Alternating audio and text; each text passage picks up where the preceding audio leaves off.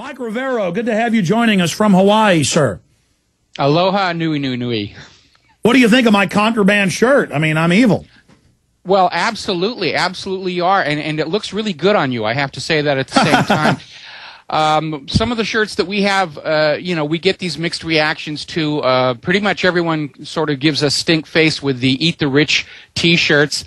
But the one about I survived the Bush economy and all I have left is this lousy T-shirt, that one tends to get a lot of laughs. But while I was listening to you, I have a suggestion, and I'll probably do this on my T-shirts, and you should do it on yours, is just something where instead of sort of being this confrontational image of us and them, to include them into the issue, such as bailout means you are now on the hook for $100,000. So when the cops are looking at that T-shirt and they start thinking, yeah, that means me as well. The government is sticking me with all these hundreds of thousands of dollars of bills to give to the bank, and maybe start pulling them over a little bit more to our side rather than justifying their paranoia and their defensiveness. Well, no, I agree with you. In fact, I didn't confront the security guard, but I mean, he came up, he was acting like he was buying something. Then he walked right over and looked at my shirt and then looked at the back because they'd looked at me on surveillance camera. And, come down to see this dangerous person with a Minuteman on his shirt. God forbid I wear this yellow one in public. But I thought that was made up and exaggerated. But I had all these shirts printed up, and now I'm wearing them around town and other places, and I'm experiencing it where these cops have really been brainwashed. And exactly, they're having their futures destroyed as well, Mike. They should want to stand with the Gadsden flag. They should want to stand with Paul Revere. I mean, how is Paul Revere bad? Well, you're absolutely right, and the point is, I think we need to start rethinking our approach to the ordinary man-in-the-street police, because you're right, they've been brainwashed, they've been given all these reports that say anybody wearing any of these T-shirts, we're the bad guys. So rather than reinforce that, I think we need to rethink some of our designs to where we say, you and I are really the same against this common enemy. Do you have a $500,000 lying around you're not doing anything with? Because that's your share of the federal government's debt that they've borrowed and stuck you with the payments.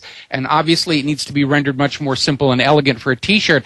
But the idea is that if we don't reinforce these preconceptions they've been brainwashed with, we stand a much better chance of drawing them over to our side of the issues. Well, I agree with you. A lot's going on. Greg Palast and others are reporting, basically breaking down the same thing that we've said, because we have the government documents. GM was planning years ago to move to China and Brazil and just, to become completely global. The media keeps billing it as if it's a bankruptcy and socialism and a government bailout. It's not. It's just like tax incentives for companies to leave the United States. This is a tax incentive. And under the NAFTA and GATT rules, under the World Trade Organization rules, General Motors cannot use bailout money to carry out U.S. operations. It has to be open to bidding and be spread out globally. And that's why they said they can't use the economic stimulus money domestically. It has to be spent internationally. And so to see GM fall, to see Chrysler fall in the last month, to see the government now saying they're going to buy up basically the newspapers, where do you see all this going, Mike Rivero? Well, I noticed this morning that our manufacturing index continues to decline, and the bottom line fundamental truth is if you're not making products to sell, you cannot save the economy. It really does seem as if the government simply wants to buy up and own everything. It's amazing. The USSR fell and Russia became capitalist. Now we seem to be heading into this totally communistic, socialistic, fascistic state where the government will own everything. We'll all be technically government employees. But the bottom line is, if we're not manufacturing, if we're not making products to sell, we can't save this economy. We just can't. And every day we get another news report about how the banks are showing profits, not because they're really profitable, but they're playing more of these bookkeeping tricks to take all of these huge losses they're absorbing and somehow through the magic of numbers turn them around and say, see, this is really a profit, buy my stock. And it's rigging and gaming and patchovers. I don't think this economy can be saved, and I'm starting to come around more and more to this idea that you've been promoting, that this has to be intentional, that there's got to be something else behind it, because government is generally stupid, I will grant you. They can't be this stupid that they don't understand that taking the jobs away from working class America and the clients away from the middle class is what is pulling down our economy from the foundation upward. Well, the reason that I've known this was by design was because, Mike, and I know you're not a dull knife yourself there in the drawer, that the IMF and World Bank are the international fronts for the private banking family syndicates that own the Federal Reserve, the Bank of England, the Bundesbank, and others on record. And they go around and do the same thing they're doing to the West, they've done to third world countries in Latin America, in Africa, in Asia, and the Middle East. Though the Middle East, knew what this was and hasn't been as trusting, and so they're not being as hurt as bad by it, so they get the old-fashioned military invasion because they won't be economically captured. Serbia wouldn't take a globalist-controlled central bank, so you saw what happened there. They hired a bunch of Muslims to attack them. Then when they defended themselves, they said, oh, look, they're evil. And then, Al-Qaeda, the CIA's favorite attack dog, went in against them. So this happens over and over again. That's how we know that it's engineered. Then we have all their different IMF and World Bank documents where they talk about how they want to bring in this crisis to offer the solution. And George Soros is bragging about how he loves this. This is the culmination of his life. He's having a great crisis.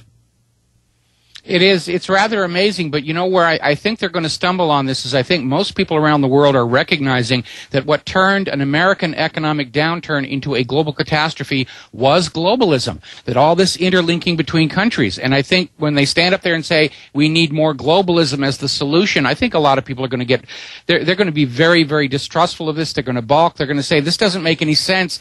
If we've got a house on fire over here, let's not go down the street, chop up the other houses, and throw the wood on the fire to try and put it out, which is basically what globalism amounts to. Absolutely. There's a host of issues to discuss with Mike Rivero today in the 40 minutes we have left with him. We're also going to be taking your calls at 1-800-259-9231. But, Mike, when we come back, what are some of the issues you think are most important you'd like to discuss today? Well, obviously the torture scandal is not going to be going away anytime soon. We definitely need to deal with that. We definitely need to deal with the fact that the U.S. government's handling of the economy is exactly opposite. The good old folks at New Silver Solution. And the website is supernaturalsilver.com. Supernaturalsilver.com. This is something that kills bacteria, viruses, you name it, well documented. They've got it down to a super small, nano-sized particle. Supernaturalsilver.com. Check them out at Infowars.com. Supernaturalsilver.com. Yeah, the torture issue isn't going away because they tried to say it isn't torture, but everybody knows waterboarding and raping people's children in front of them, as the Army's own report admits, is torture. Now it comes out what we already knew. The Democrats were complicit all along in going along with this. Bush protects them when they're out of office. They protect him when he's out of office. And really, I think the illusion that was Obama is now imploding. Even Lew Rockwell was on the show Friday, and he said he had supported Obama early on, believing all this crap. You had done that. But I think now the fact that we've all been betrayed only illustrates how both parties are controlled. Where do you see this torture scandal going? Well, it's going to keep on growing. It's going to go on festering. I think Barack Obama committed a major mistake by trying to block the release of these most recent photographs because, first of all, it shows he's an accessory after the fact in war crimes. He's complicit in the cover-up.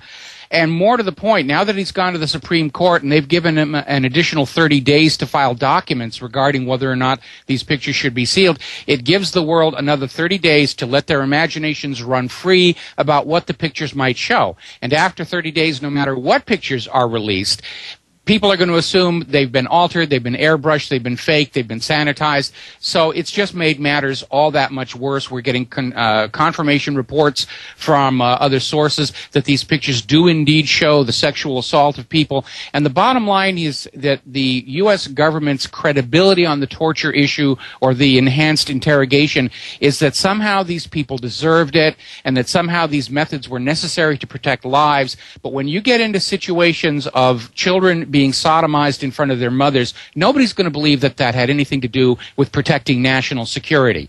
And the bottom line is, behind all of it, the real core issue that is the most protected point in the scandal is the fact that, we've had Cheney come out and admitted Iraq had nothing to do with 9/11. We all know there were no weapons of mass destruction. The entire war in Iraq hinged on the claim that Iraq was aiding al-Qaeda. We now know that was based on a single confession extracted under torture. And as soon as the torture was over, the guy retracted the confession and said, look, I just said that to get you to stop. And now that, of course, people are trying to find out just how we got into Iraq, this individual has conveniently committed suicide or been suicided. And so this is the real scandal behind it all. Forget all the sodomy and the rape and all the rest of the stuff, is the fact that the entire war in Iraq and 4,000 dead Americans and thousands more crippled was based on a confession extracted under torture. We had no real legitimate reason to be there. We have no real legitimate reason to remain. Why are we still in there? Why is Obama talking about extending our troop presence there, strengthening our troop presence there? Another $100 billion war appropriation just passed Congress. Why? What are we doing there?